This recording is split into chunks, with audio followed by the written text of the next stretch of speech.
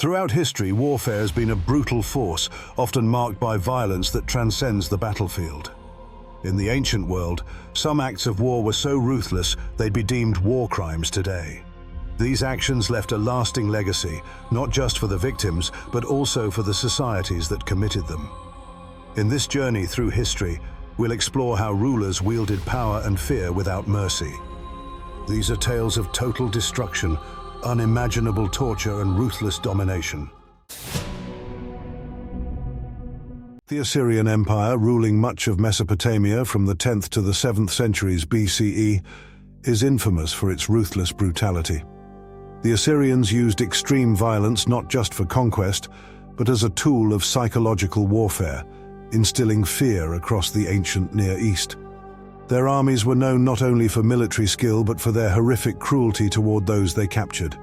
Assyrian kings like Ashur-nir-serpal II and Tiglath-Pileser III documented their terrifying deeds with pride. They described the torture and mutilation of enemies, including the gruesome practice of flaying captives alive and displaying their skins on city walls. In some cases, prisoners were impaled on spikes and left to die in agony, a chilling warning to those who might resist. The historian Diodorus Siculus, in his Bibliotheca Historica, recounts how the Assyrians often amputated the limbs of captives, leaving them to die slowly as a grim spectacle.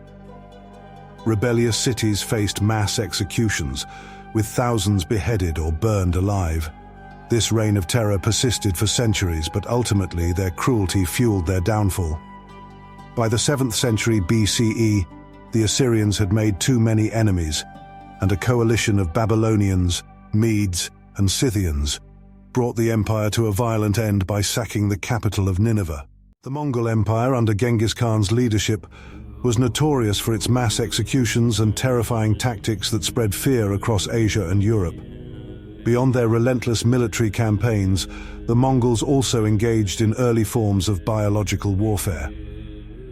During the 1346 siege of the Crimean city of Kaffa, held by the Genoese, the Mongols, led by a descendant of Genghis Khan, used diseased corpses as weapons when the siege reached a stalemate. Many historians believe this act contributed to the spread of the Black Death, which would go on to kill millions throughout Europe and Asia. Another brutal episode occurred in 1221 CE, when the Mongols captured Nishapur in modern-day Iran. Following the death of one of Genghis Khan's sons-in-law during a rebellion, he ordered the entire population slaughtered. Persian historian Juvaini recorded that every man, woman, and child was killed, with estimates of the death toll reaching 1.7 million. The city was reduced to little more than a pile of corpses, shocking the medieval world. Genghis Khan and his generals, including his grandson Hulagu Khan, employed similar tactics across Central Asia, the Middle East, and Eastern Europe. Cities that resisted were often razed, with inhabitants either massacred or enslaved. Alongside their brutal military campaigns, the Mongol conquests were marked by widespread sexual exploitation. Genghis Khan fathered hundreds, if not thousands, of children during his campaigns, a practice mirrored by his generals and soldiers.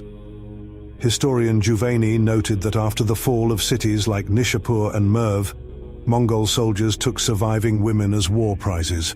Genghis Khan's personal role in this exploitation was significant. Today, it's estimated that as many as 16 million people are direct descendants of his brutal campaigns of conquest and destruction.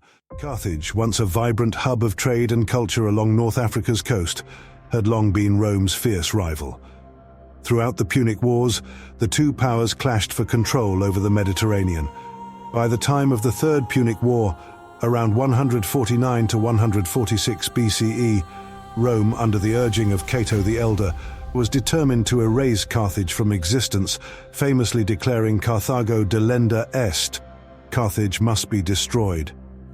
After a brutal 3-year siege, Roman forces breached Carthage's walls in 146 BCE, unleashing a wave of destruction.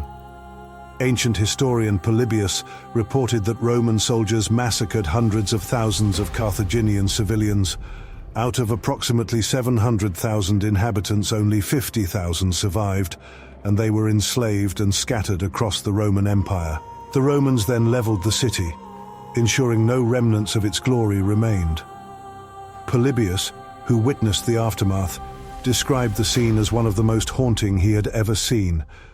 Buildings reduced to ashes and streets filled with the bodies of the dead. Another historian, Appian, recounted the ruthless slaughter of the remaining defenders, many of whom were unarmed civilians. The Romans spared no one, not even women, children, or the elderly. The destruction of Carthage was not merely an act of war, it was a calculated effort to erase an entire civilization. In 332 BCE, as Alexander the Great swept through the Persian Empire, he faced one of his toughest challenges yet, the fortified island city of Tyre. Known as the Queen of the Seas, Tyre symbolized wealth and power, with walls and a navy that had withstood sieges for centuries. But when its leaders refused to surrender, they unknowingly sealed their fate. Determined to conquer Tyre, Alexander devised a bold strategy that shocked the ancient world. Unable to attack by sea, he ordered his forces to build a colossal causeway from the mainland to the island, essentially creating a bridge. This monumental engineering feat took months, with Tyrians fiercely resisting at every step. Once Alexander's troops finally breached the city walls, they unleashed a brutal assault. The Macedonians slaughtered over 6,000 Tyrians, and Alexander made a chilling statement by crucifying 2,000 survivors along the shore. The historian Quintus Curtius Rufus noted that these executions weren't just punishment, they were meant to terrorize other cities into submission. The remaining 30,000 inhabitants, mostly women and children, were sold into slavery, bringing Tyre's defiance to a devastating end. The Viking Age, spanning from the late 8th to the early 11th centuries, is often remembered for the Norsemen's daring seafaring raids across Europe. However, beneath their reputation as explorers and traders lies a darker legacy of ruthless destruction. The Vikings were notorious for their brutal raids, especially against monasteries and coastal settlements in England, Ireland, and France. One of their most infamous attacks took place in 793 CE, when Norse warriors sacked the monastery of Lindisfarne in Northumbria, England. The Anglo-Saxon Chronicle calls it a great slaughter, describing how the invaders showed no mercy, killing monks, looting treasures, and setting sacred sites ablaze. This marked the beginning of a relentless wave of Viking raids that would terrorize Europe for centuries. These raids were swift, shocking, and ferocious. Entire villages were often wiped out, with survivors either taken as slaves or left to rebuild from the ruins. For the Vikings, raiding wasn't just about acquiring wealth. It was about instilling fear and asserting dominance. For centuries, they left a legacy of awe and dread, turning the ancient world into their stage of terror. Some of history's most horrifying war crimes reshaped their eras and left lasting legacies of suffering and terror.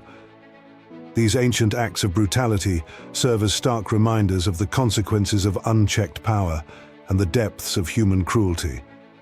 By reflecting on these dark chapters, we can better appreciate the importance of compassion, justice, and human dignity today. If this exploration of ancient war crimes captivated you, remember to like, subscribe, and ring the notification bell.